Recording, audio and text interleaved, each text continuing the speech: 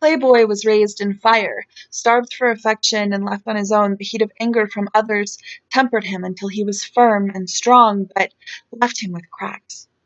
Whenever he went near people, they saw him and got upset, so he sat and worked the earth until he had fashioned a beautiful mask. It was flashy, showy, confident, and charismatic. When he wore it, he was safe and invulnerable.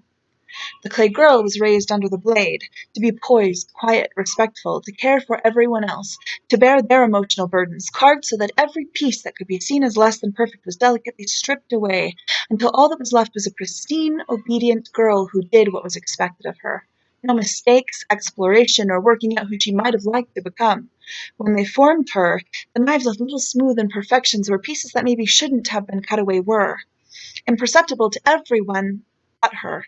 She was afraid that if anyone noticed, she would be unacceptable, unworthy, discarded. So with Earth, she created her own beautiful mask.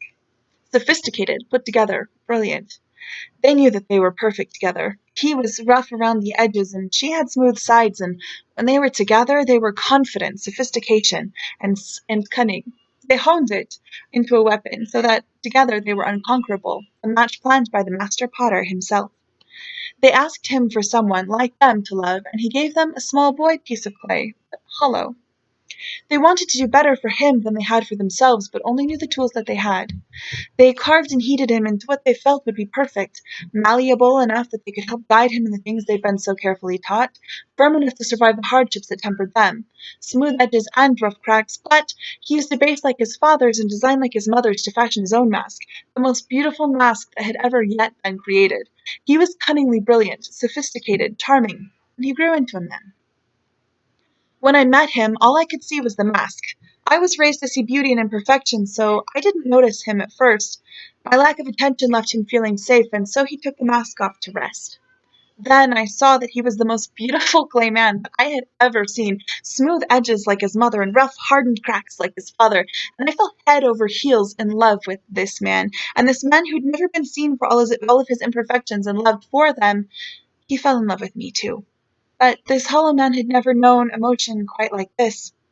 He took the love and a soft bit of clay, molded them together, and tempered them in his fire until he made a stone and he dropped it inside himself.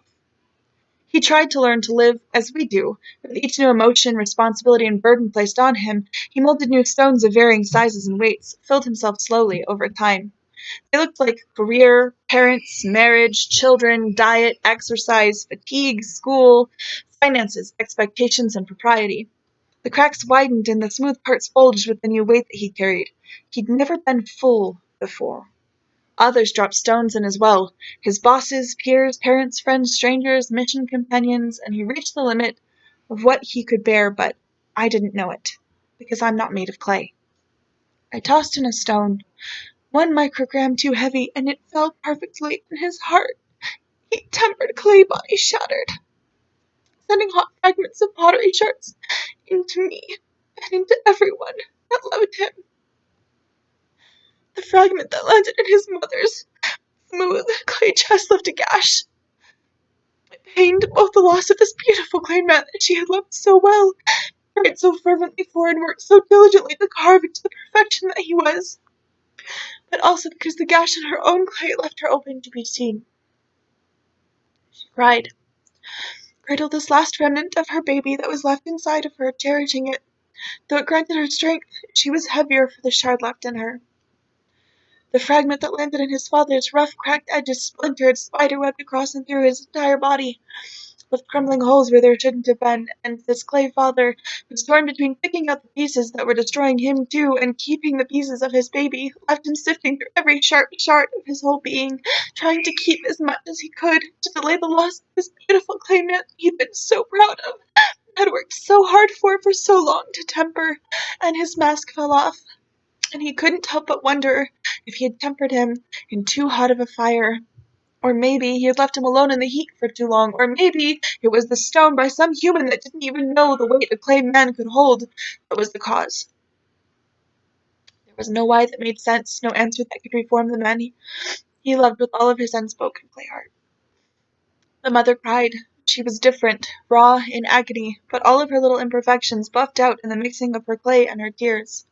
Father felt inadequate, but he knew no one could keep her safe as he could. knew he must always protect her from anything else that might break her down or wash her away. He took some of his crumbling bits of dust and patted them into her. It was rough, but she was a much softer clay, and she was scared it would pull her down. He learned how to handle her more tenderly, to understand that he was what she needed, to put aside other priorities and lend her his stability.